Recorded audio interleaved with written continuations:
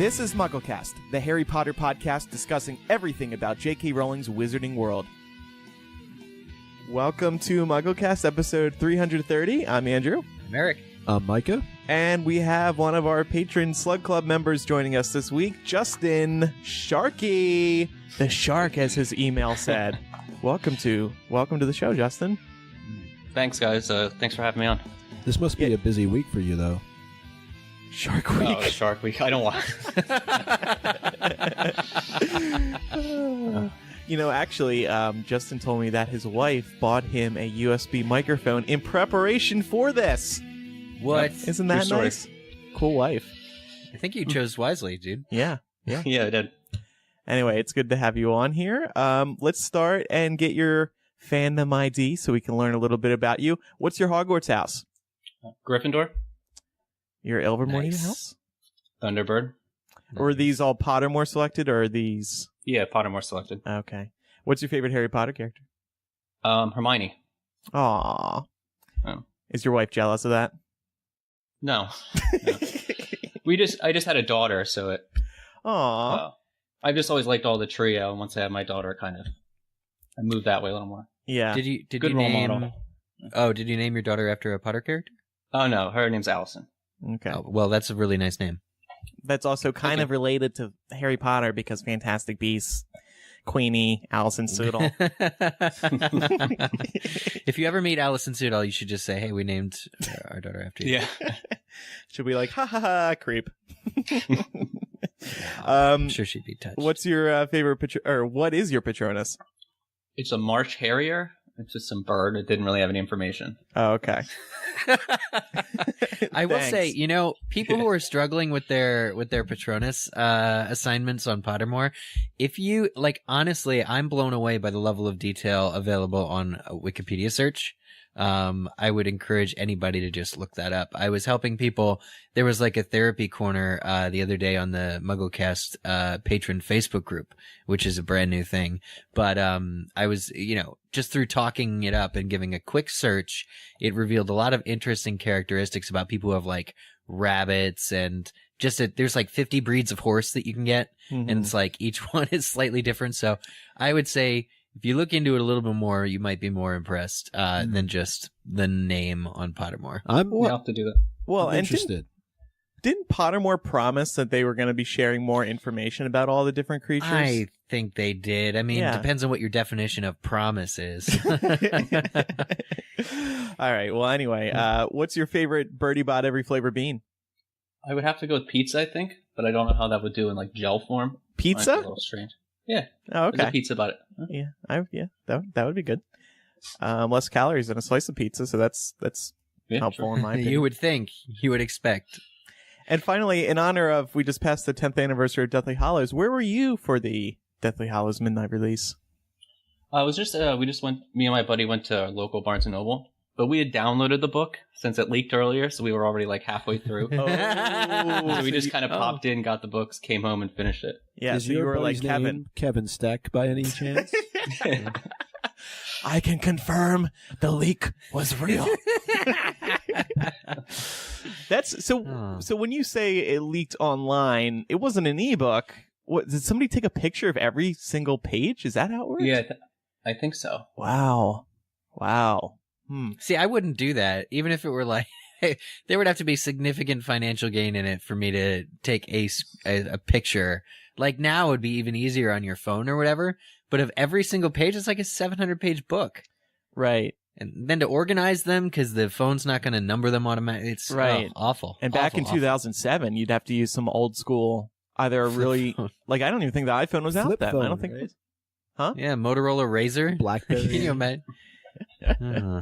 Your phone would run out of space after 20 pictures, though. So. Then you'd have to connect the USB drive, download it to the. I don't know, man. But Andrew, where there is a will, there is a way. It's a way. That needs to be a new segment on this show. Is Stack Wisdom. Stack wisdom. where you just or maybe we get actual Kevin on. Yeah, We'll we can ask get him on. Well, if it's just a couple lines each week, I'm sure he would record them. Yeah, we pre-record. We'll have a new pre-recorded segment. It would be lovely. Yeah. Where there's a will, there's a way. So, the anniversaries just keep coming this summer. We are about to hit J.K. Rowling and Harry Potter's birthday on July 31st. Yes. I thought we would listen to this little ditty from the Potter Puppet Pals to celebrate. Oh, happy Hogwarts birthday, magic wizard birthday, fun wizard, happy birthday, fun, fun, fun, fun, magic flavor birthday cake, wizard wishes you will make, happy birthday dance with everyone, 2, 3, 4, happy Hogwarts birthday, magic wizard birthday, fun wizard, happy birthday, fun, fun, fun, fun, magic flavor birthday cake, wizard wishes you will make, happy birthday dance with everyone, 2, 3, 4, birthday magic wand, Party happy birthday. wizard party school, Magic, magic, wizard, magic party. Gryffindor, Party more. Hufflepuff, Wizard stuff. Ravenclaw, Hell no. pretty sure that's everybody, happy Hogwarts birthday, Ding. magic wizard. Left out Slytherin. Tricky Dumbledore. So is anybody doing anything to celebrate? Yeah. What Oh, are you yeah. doing? No. What are you doing, Micah? Well, much like Harry in Cursed Child, I will be going to work on July 31st. So I think of no better way, given that is, of course, the 8th installment in the Harry Potter series, the latest. So I figure why not do what Harry's doing? That reminds me, and actually, this birthday will mark the 1-year anniversary of Cursed Child being published and officially opening, I think. Paperback too, Yeah. right? Isn't it soon to be released in paperback? or It's is that out. Still... It's Oh, out. it's out. I've got it right here. Oh no. I've been going through it page by page, comparing it to my hardback copy to note the differences. And I'm not finished yet because it's like middle school homework. I really don't want to do it, but I am doing it because I feel like I have to. So I'm going through it slowly. Okay, one, I'm impressed by you. Two, have you found anything at all? Yeah, it's mostly cues so far, not quotes, Okay. nothing in the dialogue. It's subtle stuff. I've yet to come across something where I'm like, what does this mean? Yeah. So anyway, we'll talk about that maybe by next Sure. episode. I'll have it finished. What are you doing for the birthdays, Eric? So there's 2 celebrations this weekend in Chicago, today and tomorrow.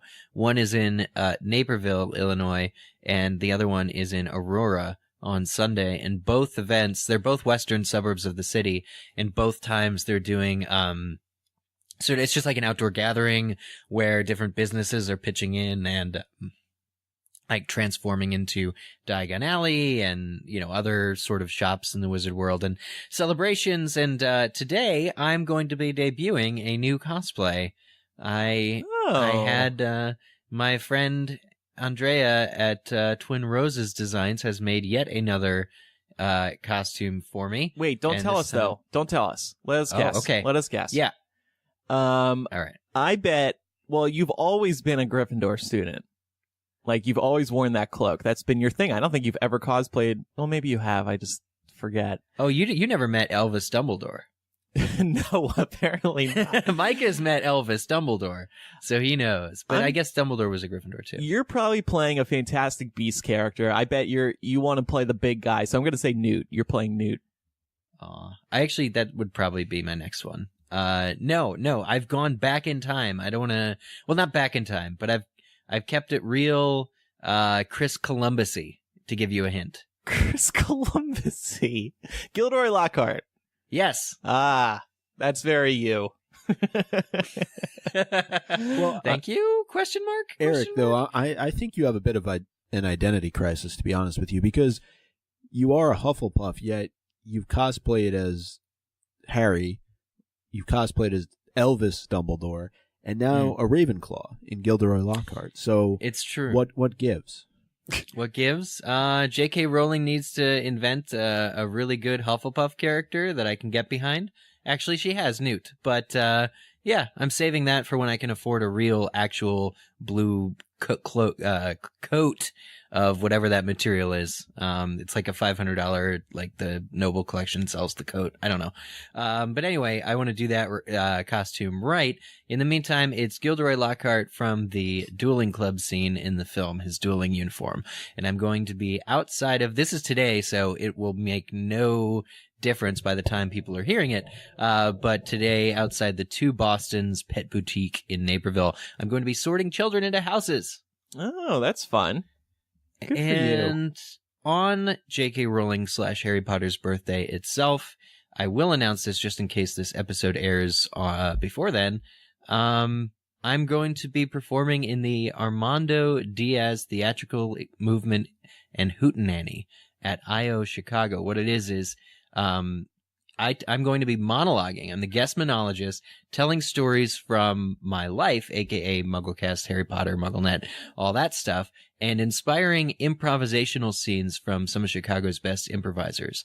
It's I didn't mention it before because it was kind of a secret, but it's happening Monday night at I.O. Chicago in downtown, and tickets are $12 if anybody wants to come out and see that. Cool. Well, if I was living there, not yet, but if I was, I'd come you're and gonna be here support soon. you. Yeah, you're going to be here Is soon. that also as Gilderoy Lockhart? Or is that just as Eric Skull? I haven't decided yet. It depends on how well the cosplay goes on Saturday. No, I think that's going to be just like a button-down shirt kind of thing. It's a little bit more formal, but yeah, it's going to be a good time, and really excited to. It's my Chicago stage debut, and it's in honor of Harry. So Stage debut. Look at that. Yeah. Good Yeah. for you. You're so involved in the community. Micah and I are just like, let's just tweet J.K. Rowling. And even Well, I've tried that. That is I've lost tried its that. allure, It's I'll be failed. honest with you. Okay. Justin, are you doing anything to celebrate, or have you cosplayed before? No, I've never cosplayed. And I'll be there with Micah working. Okay. Yeah. With Harry as well. So our last episode was a lot of fun. We did our Fantastic Beasts movie commentary. Do check that out. You'll need your digital copy or physical copy of Fantastic Beasts, the movie, to watch. You should. I mean, you don't have to, but you probably should. And we sit there for 2.5 hours, Micah, Eric, Gina, and I, and we talk about the movie. I think it was fun. It was a lot of fun. It is a marathon, though. It's hard sitting down, recording in front of a microphone for that long. Mhm. But it was a good time. Yeah, I haven't gone through the definitely whole thing, but it's a lot of fun. Good. Oh, cool. Glad- If glad to hear you have the movie alongside you, it goes by real quick. So let's talk about some news. We didn't get to some news last week because of the Fantastic Beasts commentary. I wanted to mention this real quick. We mentioned a couple weeks ago, J.K. Rowling was doing this interview with CNN, and CNN, fake news, was promising a big surprise for fans. Well, I mean, it's kind of a newsy little tidbit. It is interesting. Turns out J.K. Rowling did write that political fairy tale, but she wrote it on a dress and wore it to a themed party. What? The theme of her 50th birthday party, she held it on Halloween, was Come as Your Own Private Nightmare. She said, quote, I went as a lost manuscript, and I wrote over a dress most of that book, referring to the political fairy tale for children. So that book, I don't know whether it will ever be published, but it's actually hanging in a wardrobe currently. So that's so Joe. You know that dress would sell for like $17 million. Yeah. If she ever were to like auction it off. Were pictures not allowed at this party? Like nobody took a picture with J.K. Rowling and like posted Oh it my on Instagram God. or something, and we could zoom in and get little previews of this book? I love that. So yeah, that was the news. Not very big news, but I'm disappointed. I it's not. actually, as a follow-up, I heard that she attempted the same thing with the encyclopedia, mhm. but just not enough She- space. ran out of room. She's gonna 'cause it's need so a bigger big. dress. Yeah.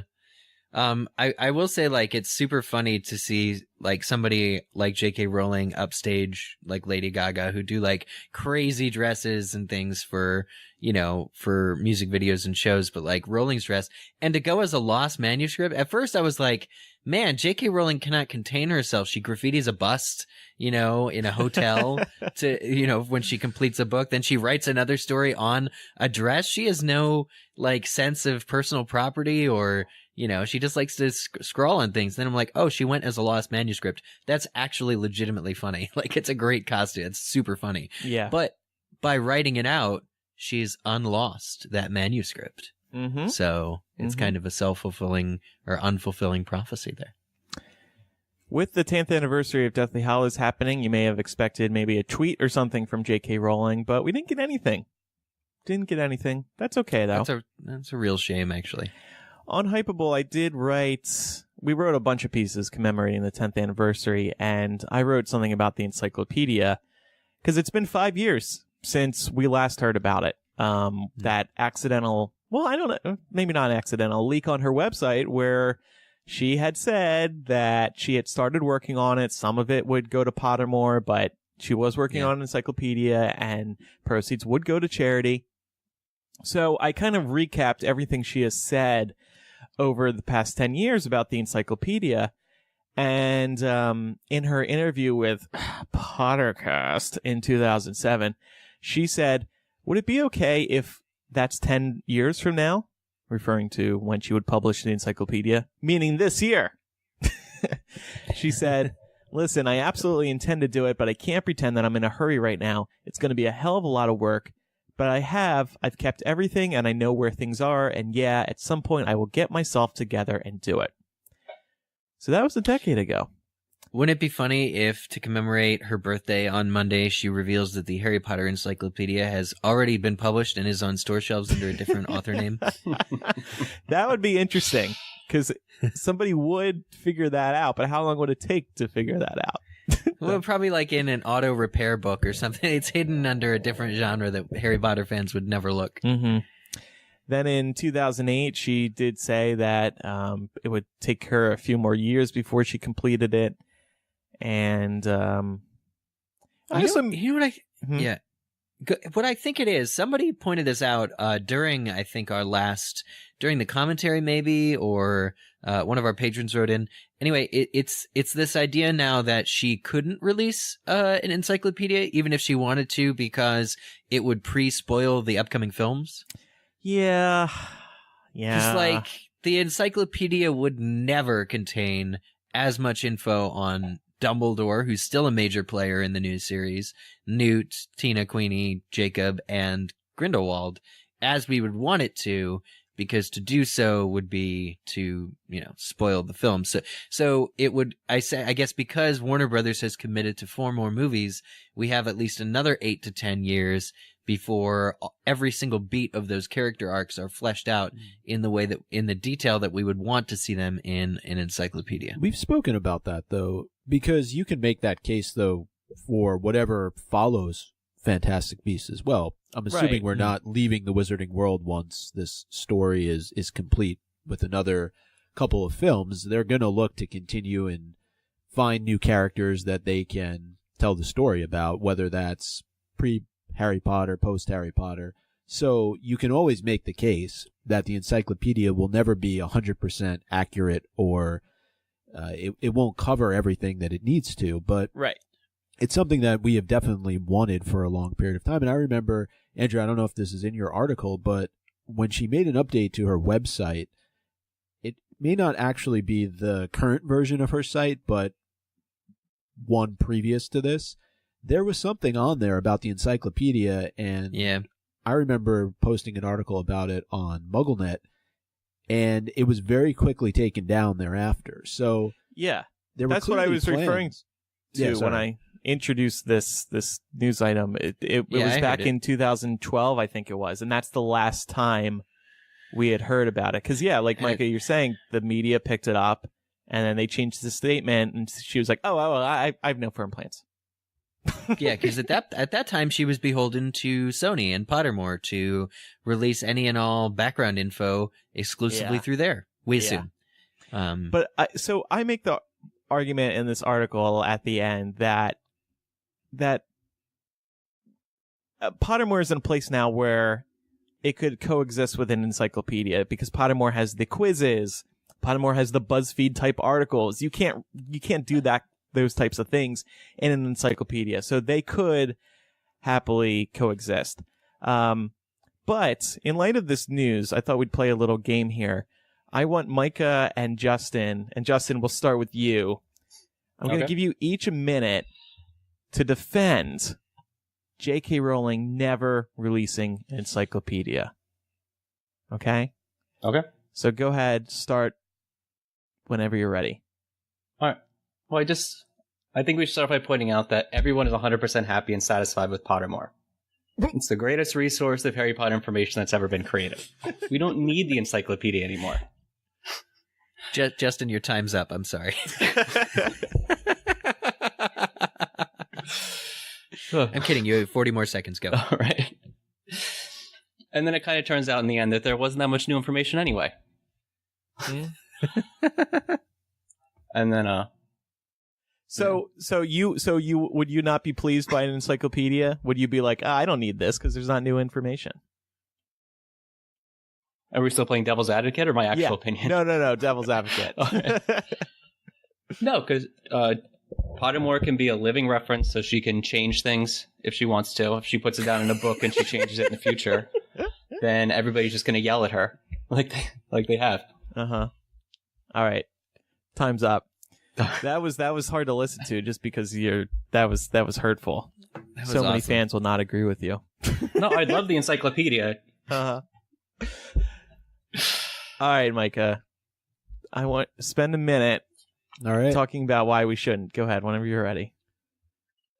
Well, first off, I would just like to point out the fact that how greedy Potter fans are to continuously want more and more from J.K. Rowling. The woman has a life outside of writing fantasy novels for everybody, and I just think that has she not done enough in the 10 years since Deathly Hallows has been released? You look at all the projects that she worked on. She gave you Pottermore. She gave you the Robert Galbraith series, which she's still writing, by the way. She gave you the Casual Vacancy, which, let's face it, there's not a person out there who doesn't like that book. Right? I mean, everybody on this show has finished it. Absolutely. Yeah, great novel. Mm-hmm. And all the other things that have come along with it. We spent a whole podcast a couple weeks ago talking about this. If you think about it, you have a theme park, you have a studio tour, you have a West End play that's going to be coming to Broadway about what happens supposedly after the final book is complete. So Time's I up. think, Go ahead. well, just in closing, I just think fans are greedy. They want more out of her. She needs to spend time with her children, with her husband. I mean, come on. This is. Have you not had enough? All right. Well, yeah, no, I mean, that is a good point. There certainly is a lot already out there. We've definitely had enough Harry Potter. Yeah. We're done with this podcast, That was- too. Both of you guys rocked that. Yeah, by the good way. job, guys. Those were hard to listen to Thanks. just because I disagree, but that's the point of the game, so good job. And point out the fact that please don't email us about the greedy fans. This was a devil's advocate section of the show. I'm definitely not 100% happy and satisfied with Pottermore. So Yeah, we don't really think that. for the We most don't part. all love the Casual Vacancy. What if we got angry emails about that? Everybody loves the Casual Vacancy? Vacancy? Are you crazy? Not this fan. So actually, Mike is right. We are getting more. Universal did announce a new thrill ride coming to the original Wizarding World of Harry Potter, the Hogsmeade Land. And so here's the thing. We've spoken about rumors before that a new dark ride was coming, an enclosed ride. It wouldn't be a coaster, and that it would replace the Dragon Challenge coaster, which actually existed before the Wizarding World was built. They just rethemed it for the Wizarding World because that was the space it was being built in. Dragon Challenge never came to the other Wizarding World parks. It was just kind of a unique Orlando experience. But Universal is not sharing details about this new ride yet, unfortunately. But they did tease some very interesting, some very exciting information. First of all, they say it'll be unlike anything we've ever done before, and it will be fun for the entire family. The new attraction will be one of the most highly themed coaster experiences we've created. It will combine a new level of storytelling with an action-packed adventure and a few surprises along the way. And then they say this ride is going to redefine the category and transport you to thrilling places, drawing you into even more exciting adventures within the Wizarding World. It's going to be the perfect addition to Hogsmeade. Rumors previously said it had to do with the Forbidden Forest, and there might be flu powder involved. And I think that the using the word transport is kind of a clue there that it does involve flue powder. So with this new quote, do we still think it's gonna be like a dark ride, or? Yeah, I think so. Remember last time we talked about this. Don't take dark ride literally. It just means like a highly themed, enclosed. It's gonna be like a Forbidden Journey or Escape from Gringotts.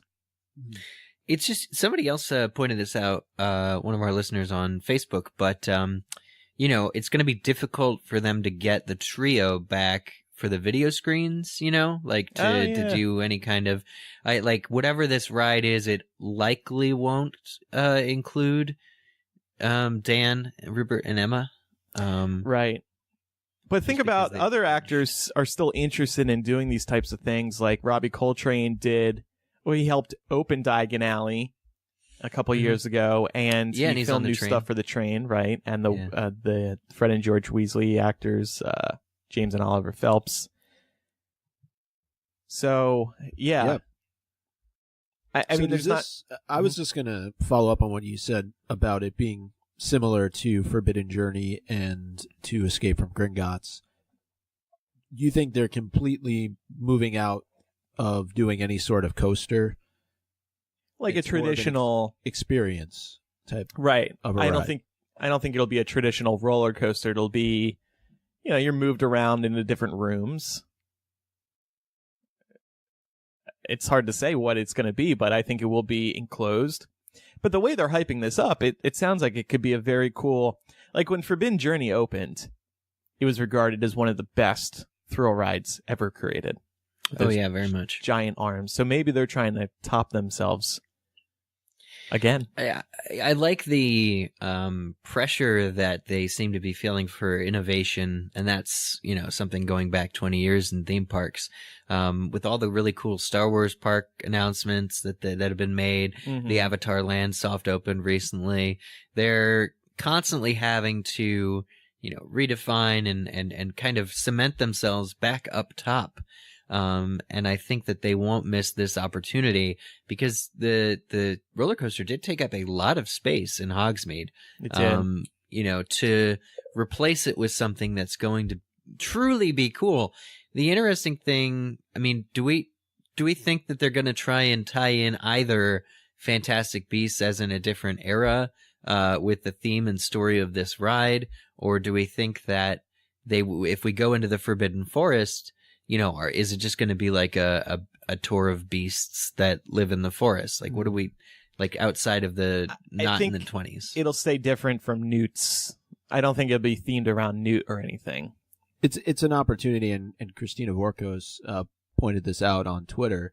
It's a great way to incorporate Fantastic Beasts. I think, I don't want to speak for her, but from the standpoint of just being able to incorporate beasts that maybe are in the films, but you don't necessarily have to include Newt or the era in which the films are taking place. Somebody listening live, Maggie, over on Patreon right now, she says, when will this new ride be ready? Yeah, they didn't share that, but I would guess around 2019 or 2020, because they probably want to have this open around the same time Star Wars Galaxy's Edge will be opening in Hollywood Studios, and that will be around 2019 or 2020. So yeah, I guess it kind of sounds like we're not getting another expansion like Diagon Alley was. It seems like the next big thing for the Wizarding World in Orlando will be this ride, which fine by me. Yeah, I mean, they've done more or less what they can with the space that they have. You have that same problem, I think, in LA too, where it's in the middle of downtown. You really can't expand all that really much. Landlocked there. Yeah. Yeah, but I'm actually surprised that the Dueling Dragons isn't in LA. Having not been to Hogsmeade, LA, I had forgotten that fact. Does LA still have the Hippogriff ride? Yep. Yeah, they built that.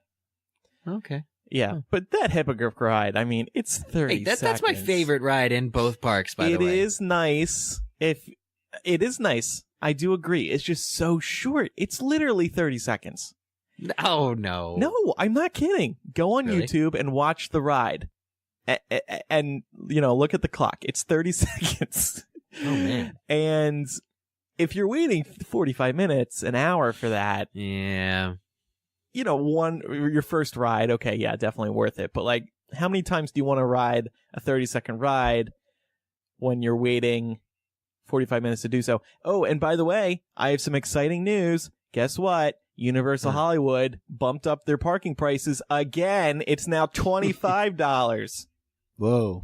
Peace Well, you don't out. have to worry about that anymore, though. It's a good This is why I thing you're left not LA.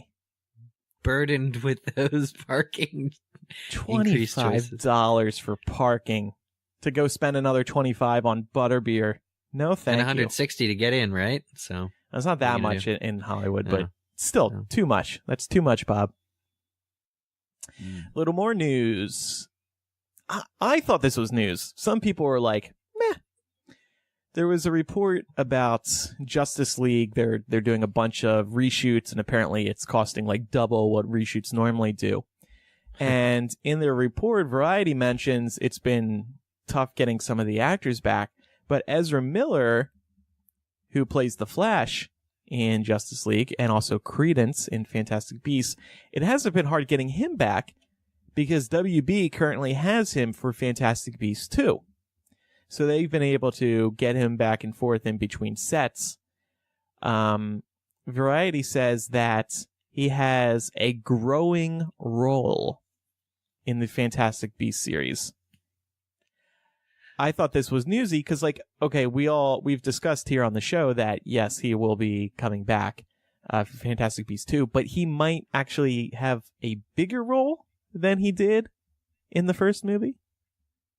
in the second. A bigger role than he did in the first movie.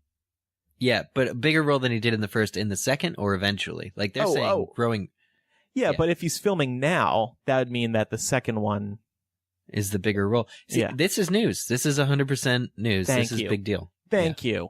Yeah. this Take is a big that, deal. Fake commenters. Fake news. Yeah, I mean, who would have expected, right? I think Fantastic Beasts 2 could have gone on without Credence having a major role. He could have been in the background, maybe Right. recovering from when the 100 Horrors decimated his corporeal figure. But it seems like we're going to get right back into the obscurial stuff.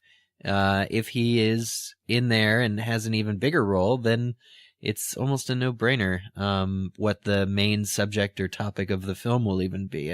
A character like that is a very, like, it would seem to overpower other characters. I would hope Because- not, though, because I think the first film was very much about obscurials. So Yeah. I don't want that to be the focus entirely of the next film. I think it would detract from the story. But that said, we know that Ariana is going to be part of this storyline at some point, and it's going to tie in Dumbledore and Grindelwald. I think one thing they're going to have to do is probably go back to the boat and include that scene, maybe at the start of the second film, just to show that he's still around. Because I don't think they did a great job at the end of the first film letting you know that Credence was still alive and breathing. I think you felt very much that he had been destroyed. So we know that deleted scene exists. It never ended up on the Blu-ray, but I feel like they're going to have to go back and try and figure that out. Yeah. Okay. Yeah, do you guys think the Obscurus could be why J.K. Rowling went from like 3 to 5 movies? Especially if he's getting a bigger role going forward? That's Yeah. an interesting question. Yeah, that would make sense. Because we all thought this was just involving Newt. The story was focused on Newt, but it seems to it's going to be really expanding outside of Newt. And there could be a lot there with Dumbledore, Ariana, Grindelwald, Credence, Obscurials. The regular Potter books, I mean, you had Ariana, but then if J.K. Rowling keeps diving deeper and deeper and deeper, creating a story around that, I can see that. I could see Credence meeting up with Dumbledore via Newt in this next movie. Yeah, maybe. And by the way, later in the show, we have a great voicemail about how Grindelwald could have escaped so quickly. So Oh, cool. stay tuned for that. Okay, so keep an eye out for that in the next movie. Final news story today. there's another version of the Harry Potter books coming out, sort of. Next. The Harry Potter illustrated editions are getting digitized. And they're actually going a step further than just releasing them as ebooks. All the artwork in the book is now animated. This is exclusively on Kindle, and some previews have been released, and all of the art moves very slightly, some more than others, including the front cover. This is just for Philosopher's / Sorcerer's Stone for now. Comes out on September 5th. And it's only $10. So if you haven't gotten the illustrated books, if you like digital readers, if you have a Kindle, now you need like the tablet version. You can't use the traditional Amazon Kindle e-readers because those are just black and white. But if you have a tablet, like an iPad, you can buy these for that. I wondered about the black and white thing. This is unreal. I'm looking at this snippet on Hypable with the goblin viewing the gemstone, and it's really unreal. It's fantastic. It's amazing what they can do with digital art these days, to animate. I'm sure that when it was drawn in the first place, they possibly had this in mind. Right. Well, that's what I'm wondering. So these are all the same illustrations from this book that was released in 2015. When Jim Kay illustrated the books, did he create layers? Because that's the only way I think this could have worked. Yeah. Otherwise. So this is just available for Sorcerer's Stone and Chamber of Secrets, right? Just the first book, actually. Oh, just the first, yeah.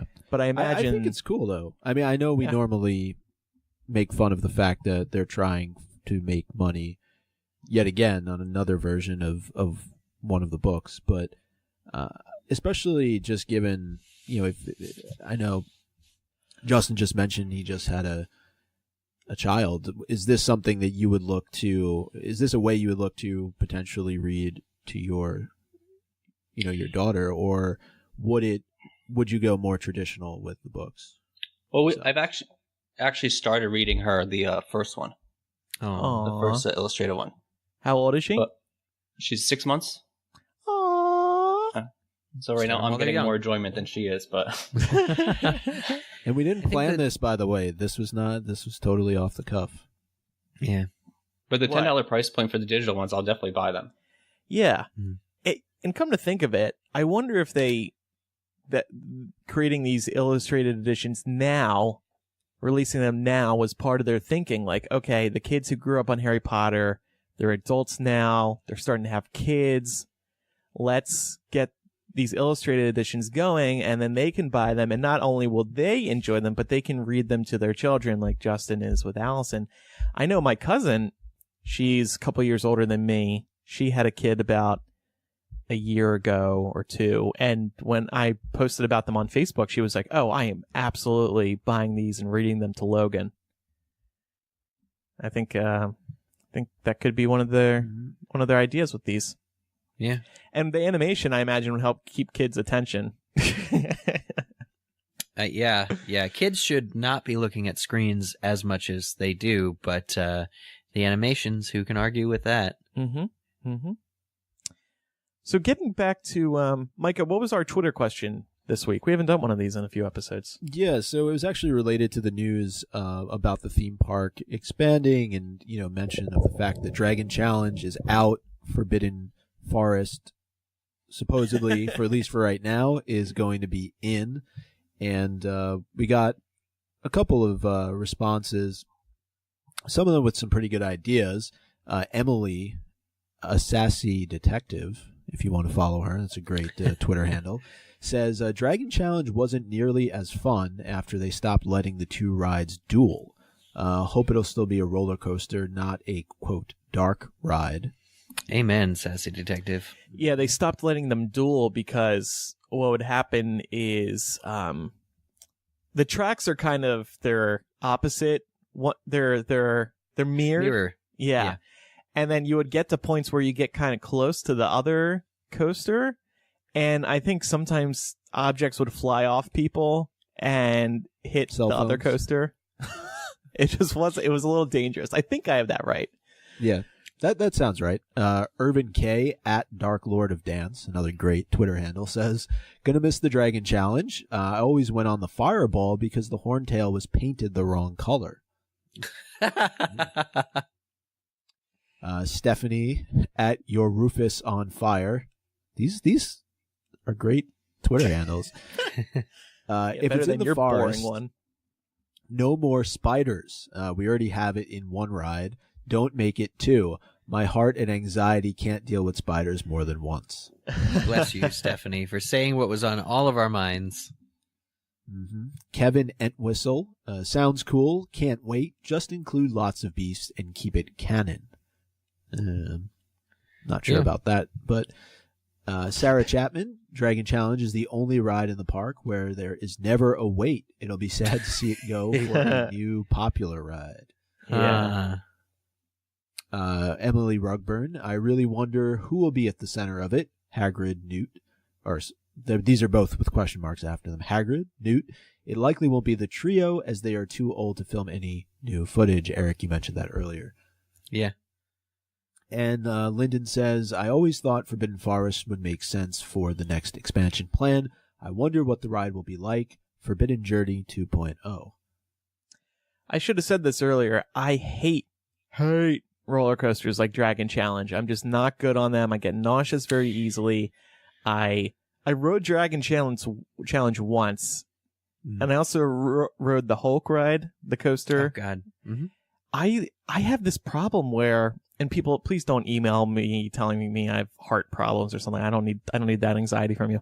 When I do these coasters, I start losing feeling in my fingers and my toes. The same thing. No, I have the same. You do too? Okay. And also, what happens to me, depending on, I don't know if it's torque or like the way the coaster will move, like I literally can't breathe at certain. Oh my God. Oh my God. Yeah. Well, so it's probably because you're moving so fast. It feels like you can't breathe. It's just pushing in on your chest because, like when you floor it in your car, you get that feeling in your chest.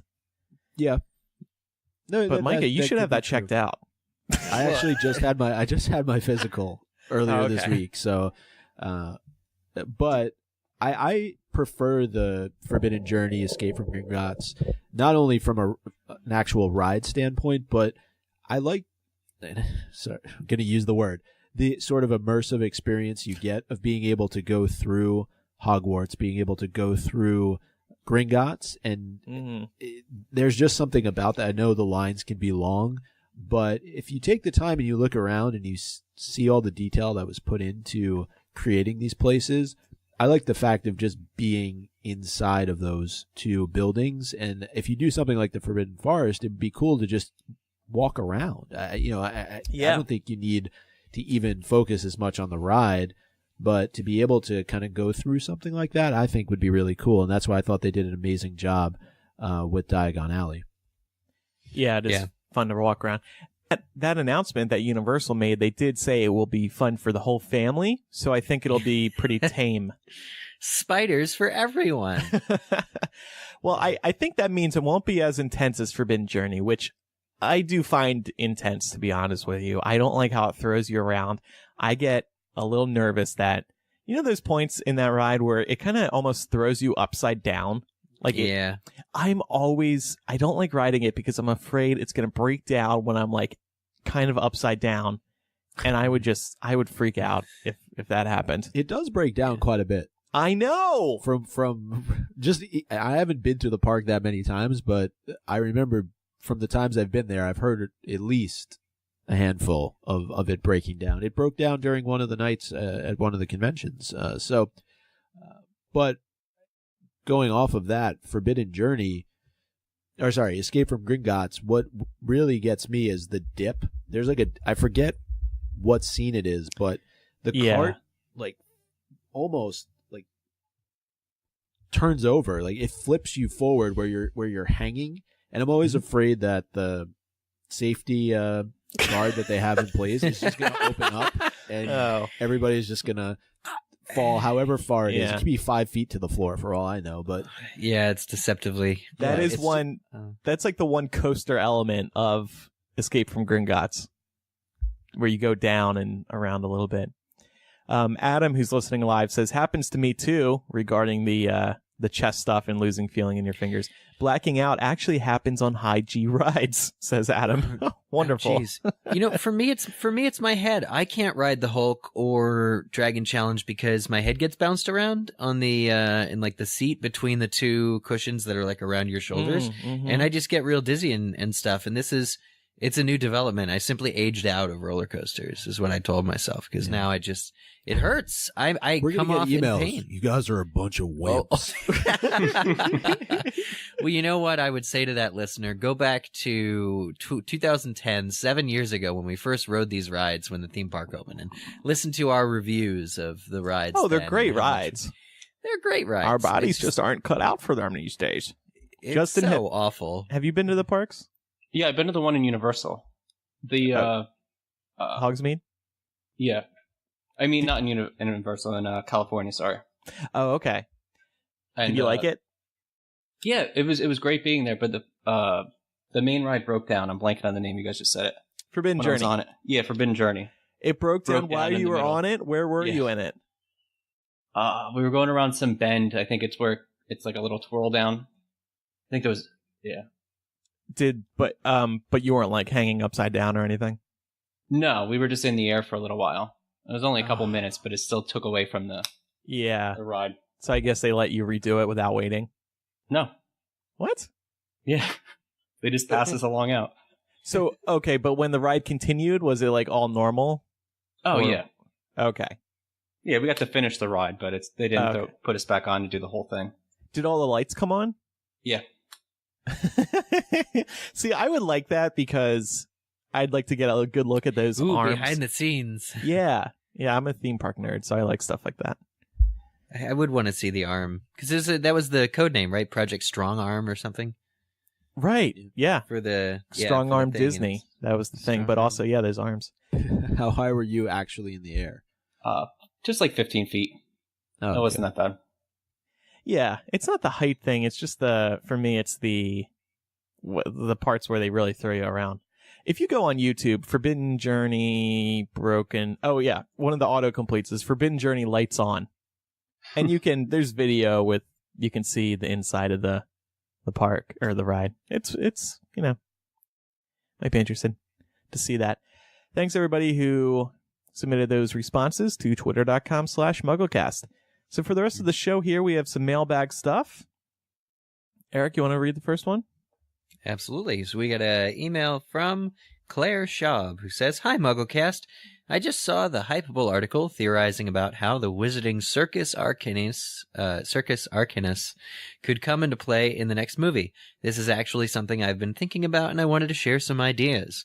The circus appears to focus mostly on showcasing different, quote, human oddities, which immediately made me think of the second Salemers and the way that they characterize magical folk as being unnatural and strange. In Fantastic Beasts 1, Mary Lou says to Credence, quote, 'Your mother was a wicked, unnatural woman,' quote. I bet that a circus advertised as a museum of human oddities would definitely attract the attention of the second Salemers, who see it as an opportunity to expose the magical world and or prove that these people are unnatural freaks. What if Credence's mother was a member of the circus, and this was how Mary Lou first found Credence? She would probably love to save a young boy from growing up in that kind of environment. This also makes me think of the scene in which the Senator Shaw called Barebones children freaks, and how that really seemed to strike a nerve for Credence. Anyway, not sure if there's really anything here, but it'll definitely be interesting to see this circus, which seems to straddle the magic and non-magic worlds, and how it will play in the next film. What I take away from this is Credence reacting negatively to being called a freak. I think that was real smart, real cool there. Yeah. I can't really see Mary Lou being involved in the circus, though. Like, she just seems miserable and a loner and keeps to herself. And she did now. But yeah. Now hiring. I do find it interesting, the thinking about whether the second Salemers could possibly be a presence in the future, because there aren't really any that we know of that are alive. Yeah. They've pretty much gotten rid of anyone who would strongly advocate on their behalf that at least we're familiar with. So, but I do like that attention to also the human oddities aspect of it. And I think we may have mentioned this on a previous show, but there's nothing really, even though if you look at some of the creative, that talks much about beasts. It's really about humans. So could this circus present an opportunity for somebody like Grindelwald if these people are in fact shunned from society to try and maybe rally some to his cause? Yeah. So we don't know that his mother was in the circus 100%, right? No. This is Just an assumption. This is just Claire's guess. I think she was clearly a witch, though. Like, she definitely, because Credence, had he not suppressed his magic, would have been an ordinary wizard. Well, But she refers to his mom in the movie as an unnatural woman. which is very much Petunia and Lily, right? Like, I saw her for what she was, a freak. Kind of BS there. Yeah, but if his mom was in the circus and the circus is now going back to England, I can see maybe that being why he's going to look for his parentage or his mother. Yeah. Maybe. Kind of And like then how that Tom raises- went to look for his parents once he found out he was a wizard. Definitely. And it raises the question also, who's his father? Yeah. Ooh. The Force. Sit down. He was... I'm going to tell you everything. In That's that case, Dumbledore. Obscurial's running the family. Yeah, right. It's all adding up. All right. A couple thoughts here from Adam. He says, yo, MuggleCasters. First of all, thanks for making my work trip to Milwaukee fly by. The cornfields and the cheese curds just weren't enough to get me through the long week, but luckily I had some episodes to catch up on that definitely helped. I finally listened to episode 323 on Credence, and at one point there was a discussion about the implications the act of stripping Grindelwald of his powers might have on the wizarding world and his placement in Nurmengard. And a few thoughts come to mind regarding stripping powers. Wasn't it said in the books that several wizards lost their powers while at Azkaban? Yes, that is true. If the Ministry was aware of that fact, and yet they still sent their prisoners there, I think that would be confirmation that stripping a witch or wizard of her powers is something that happens. When Hagrid got expelled, his wand was broken. Although this didn't strip him of his magic, they did remove one of the primary tools of a witch or wizard to perform magic, especially if they hadn't progressed far enough in school to learn nonverbal spells. And as he was no longer allowed to use magic, how is that much different from stripping him of his powers? And then on Nurmengard, he says, as I was thinking about ways Grindelwald might be able to escape the prison he built, I thought that perhaps they kept him there symbolically, in your face, Grindy, but imprisoned him using their own methods. Couldn't they have placed him in a cell and made the exit impossible to find using a Fidelius charm or something? Oh. Anyway, those are my thoughts on the road, just some food for thought. That's real funny. To use the Fidelius charm to conceal the exit of a room that somebody's in.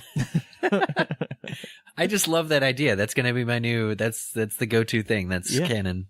Yeah, but why wouldn't they just do it to everybody in Azkaban too then? So they can't break out. Well, because they got to be out. Somehow you have to feed the prisoners, right? The prisoners are still being, I guess, fed, looked after somehow.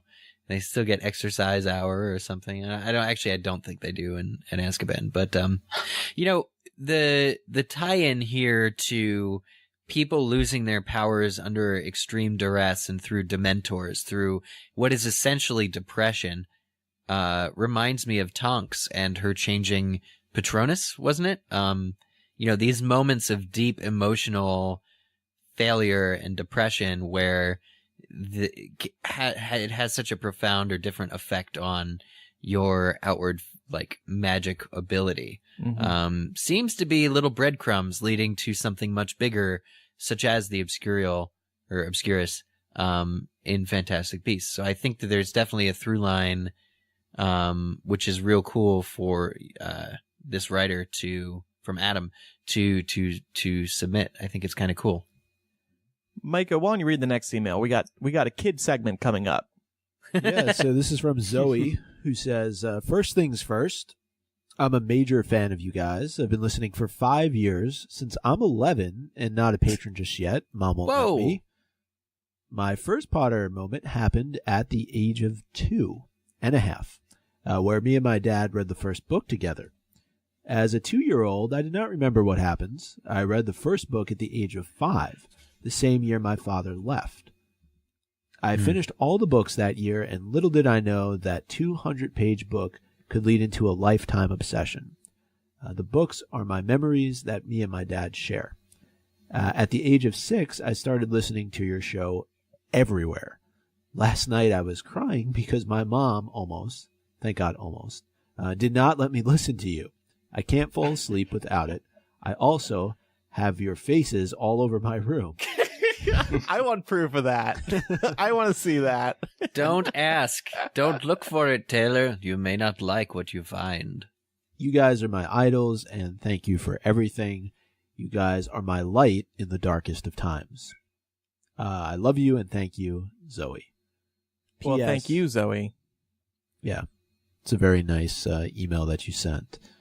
Please do the mysterious ticking noise, and P.P.S., when's the encyclopedia coming? Well, very relevant question based on Yeah. our discussion earlier. Discussed the latter earlier, and the former. Well, we played one of Neil's other great works. So, what does she mean when she says "please do it"?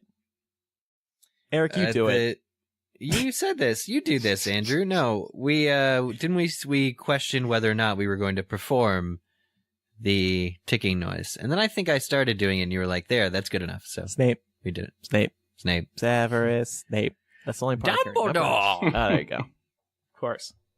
Yeah. All right, one more, continuing this kid theme. Dear Andrew, I'm unfortunately not a patron because my mom won't let me. I'm 13. But I wanted to share my first memory with you guys anyway. I was introduced to Harry Potter when I was 7. My best friend, who happens to share a birthday with me, first got me into it. I was at her house and she suggested that we watch a movie. She wanted to show us, me and my brother, the series she had gotten into, Harry Potter, but she didn't have the first movie. So we watched Chamber of Secrets, and I remember asking her question after question about who everyone was. After that, my grandmother started buying me the books. That was probably in December, and that upcoming summer was when Deathly Hallows Part 2, the movie, came out, and the same friend invited me to her birthday party where we would watch the movie. So having only read the first 2 books, I watched the final movie. So I guess I just made stuff up to fill in the gaps of things I didn't understand, which was like everything. Here is one of such pathetic examples.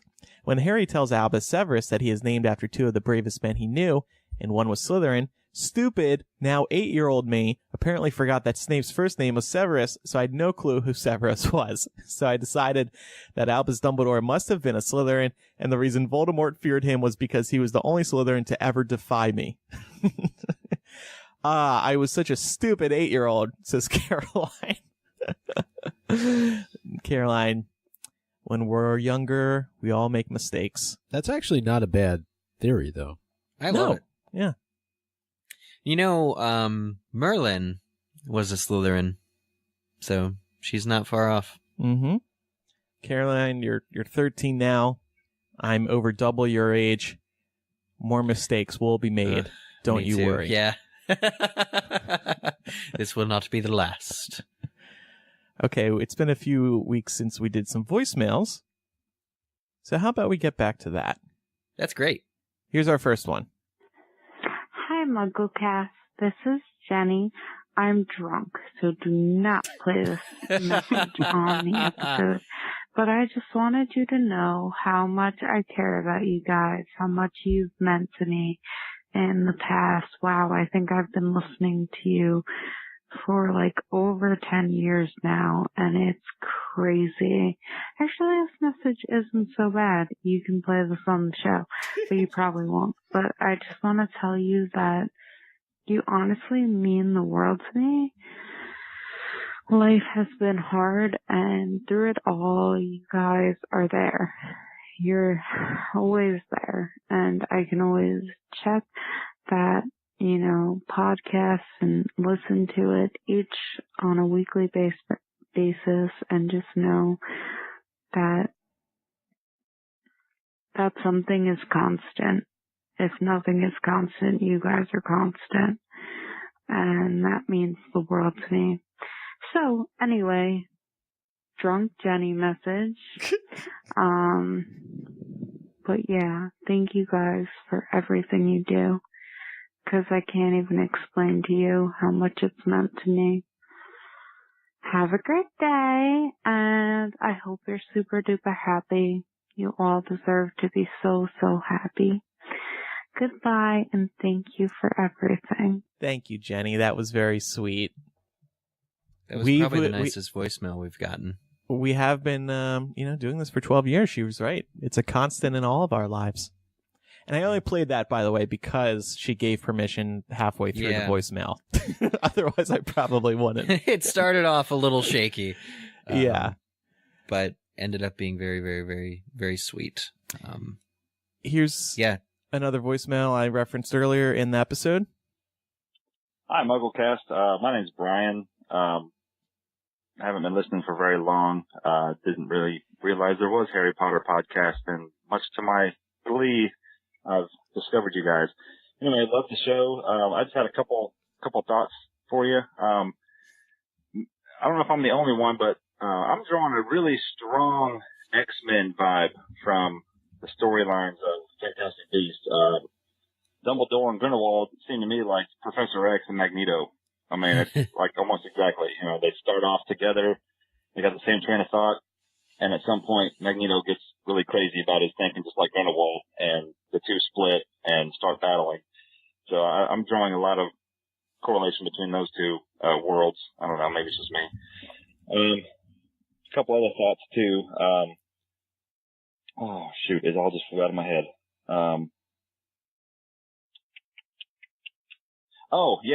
Grindelwald escaping his confinement. I am a 23-year veteran of the Army, and I know in survival and escape training that I've had, it's always best to try to escape as soon as you are put into confinement. And the reasons for that is things like the guards aren't trained. They're usually kind of new to their post, and they don't really know what they're doing. Security isn't as tight because they haven't, sometimes they're building the stuff that's housing the prisoners. You as a prisoner are in the best physical shape. You're not dehydrated. You're well nourished. So you're at your strongest at that point. When you're very first captured. So that kind of makes me think that maybe, Grindelwald will escape very shortly after being confined, because that's when he's going to be most powerful, and his, jailers aren't going to be as prepared for him as they could be if they had, a couple months or years or whatever to train and to kind of prepare for it. Anyway, sorry for the long comment. I'll phone back for more later as I remember stuff. Anyway, love you guys. Talk to you later. Bye. Thanks, Brian. So first of all, Eric, I know you're into X-Men. Did you agree with that? Definitely. Comparison. Yeah, definitely. It's a good comparison, and any series that gets to the core of not wanting to be yourself or not feeling comfortable in your own skin the way that Credence does, and Obscurials do, is very much can be connected back to X-Men. So I think that's a particular stroke of genius there. Yeah, that survival training is awesome. Yeah, that's really cool stuff. Yeah, thanks for your service, by the way. Yeah, thanks. Yeah.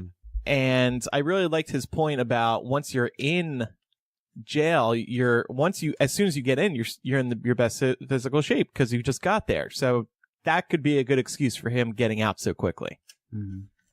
Yeah, it made me actually think about Azkaban and how probably the longer people are in jail there, the Dementors have more and more of a effect on them. Sort of the life force of them is diminished. So it ties in nicely with what he was saying. So I guess we can expect Grindelwald to break out right away. Yeah.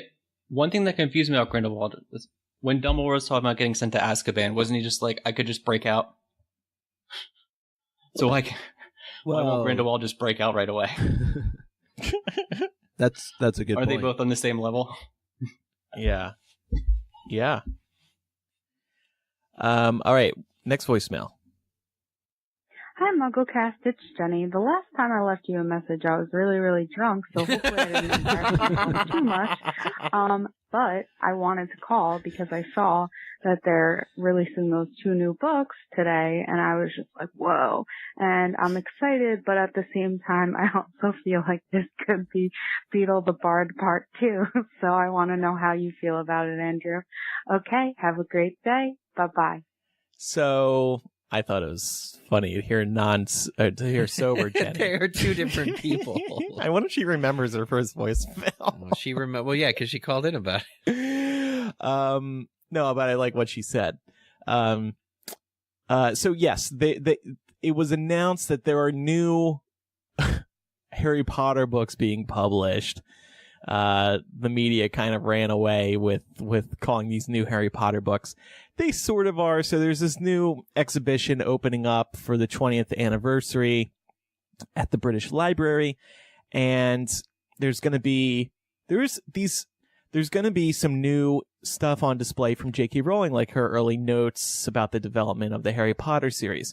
And along with this new exhibit, there are 2 new books being published. One is called Harry Potter, A History of Magic, and the other one is called Harry Potter, A Journey Through a History of Magic. One of them isn't really related to Harry Potter. It's more just about magic. But the other one is, and this one will include some of that new stuff. Or it's not new, but it's never before seen notes from J.K. Rowling. So I wouldn't call these new Harry Potter books. I wouldn't even compare this to Beetle the Bard. It's just new first of all, don't information. compare anything to Beetle the Bard, okay?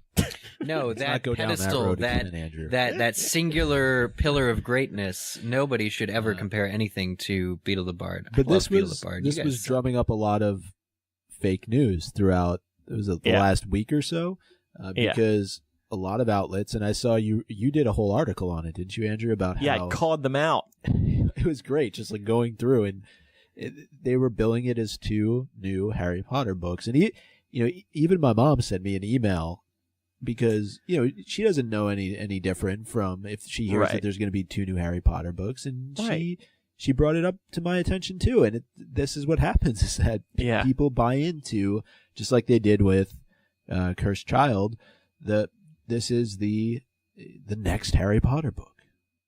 Right. It's not at all. They're just they're side pieces. That said, I do look forward to seeing the one with J.K. Rowling's work on the Harry Potter series, her notes and stuff. That'll be interesting.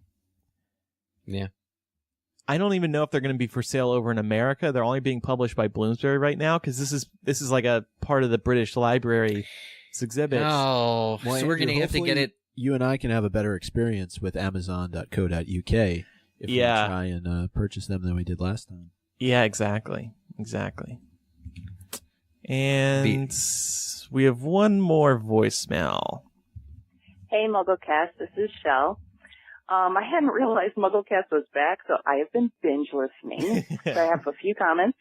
1, there were not more American Beasts because Newt's never been there before, and they've all been outlined in New York, so it's frankly surprising he had any from America. 2, someone questioned why Newt was able to reveal Grindelwald. I doubt anyone else had even tried. When you know someone well, it can be hard to consider that possibility. 3, Queenie was free to be herself at home and wouldn't want Makusa to take advantage or try to use her.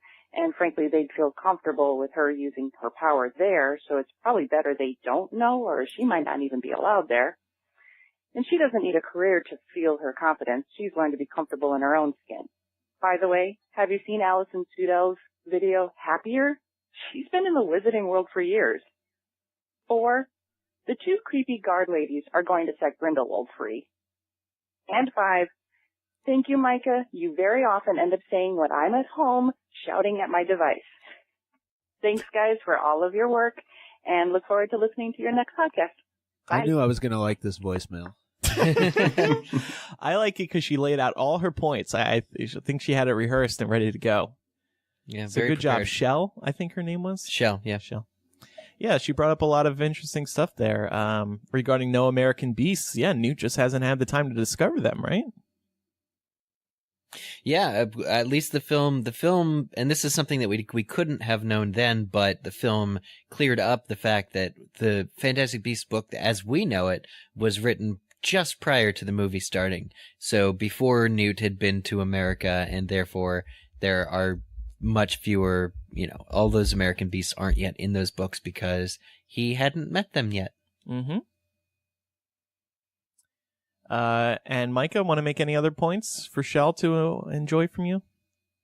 I just did the whole episode, so I'm sure there's something in there that she was agreeing with you. Yep. Very confident. No, there, but she made some great points, especially the last one. All right. Well, thanks everybody for listening. I have a couple of housekeeping reminders here. First of all, Eric, what's going on in Orlando about 1 month from today? Gosh, 1 month from today, you guys, we will be in sunny Orlando, Florida for an evening of Potter amazement and excitement. It's MuggleNet Live 2017, 19 years later. You can find out all of this info, but it's going to be taking place in the Wizarding World of Harry Potter Diagon Alley. We are going to ride the train from King's Cross Station in London in Orlando on September 1st, the same date as the Deathly Hallows epilogue. So tickets and all of the info, actors from the films will be there. Chris Rankin, Sean Biggerstaff was announced, Christian Coulson, and many more. I'll find out more about that at the top of the MuggleCast website or MuggleNetLive.com. The three of us will be there and doing a podcast. Yes, and just announced, Mike and I will be bringing sledgehammers, and we're going to start tearing down Dragon Challenge for Universal. Oh, you guys are going to break ground? That's awesome. Yeah, we're going to start tearing it down for them. We haven't cleared this with them yet, but it's actually, the ride is closing September 4th, which is only 3 days after we're there, so we thought we'd help them get started a little early. Yeah. Yeah, so that'll be fun. Maybe you'll find your phone. Who lost their phone? Somebody lost their phone, didn't they? It might have been Zach. I didn't lose my phone. Edward lost his phone a couple times. That Rock and Roller Coaster and Dueling Dragons are the two greatest offenders of phone lossage in the park. There's a lot more you can find on MuggleCast.com. You can follow us on Twitter, where we ask Twitter questions now and again. We also have our Facebook page at facebook.com/MuggleCast. Also post news over there, so you can stay up to date on what's going on in the Harry Potter world. By the way, if you go to episode 328's show notes, you will see I embedded the photo of Laura and I sleeping under our blankets after a full night of reading Deathly Hallows Part 2. I added that in light of our discussion on adorable that episode. Yes, thank you, Eric, for taking that photo. What's our P.O. Box? What's going on over there, Skull? So, a couple of things. Actually, Rochelle K, I'll just say K, I don't want to say her last name just in case, sent me a copy of the Hufflepuff House Edition, which I very much appreciate. So now all three of us have one. And you know what? Bloomsbury did not rough this one up as much. Amazon. Yeah, I was going to say. Yeah. Not Bloomsbury. It's all on Amazon. Yeah. But, so, apart from getting that and last week's update with the, gentleman, Mr. Eastwick, who sent his fan fiction and, the chickpeas that we got, nothing new this week. But the P.O. Box is ever growing, ever changing. You can send anything and everything to it. It is, located at 4044 North Lincoln Avenue, number 144 in Chicago, IL 60618. I check it weekly, and yeah, you can write in, send us cards, maybe Harry a happy birthday card, and we'll feature it or read it on the show. I'm just picturing Eric going in weekly and opening it, and nothing's there, and he's just like, "Oh." He makes a note to himself: "Plug the P.O. Box." Well, thank you, Andrew. You've made it easy for me this time. Eric sheds a tear every time he goes there. Yeah. Justin, thanks for joining us. Hope you had a good time. I did. Thanks so much for having me on. This was cool. A lot of fun. Yeah, I know you've been a long-time listener too, haven't you? Yeah, 10 years or so. Awesome. Oh, wow. Awesome. Thanks, dude. Thanks for being a long-time listener, and we appreciate your support over on Is there anything Patreon. you want to plug, dude? No, just Justin Sharkey on Twitter, but I mostly just yell at the president. So does J.K. Rowling. Yeah, so does she. Thanks, everybody, for listening. I'm Andrew.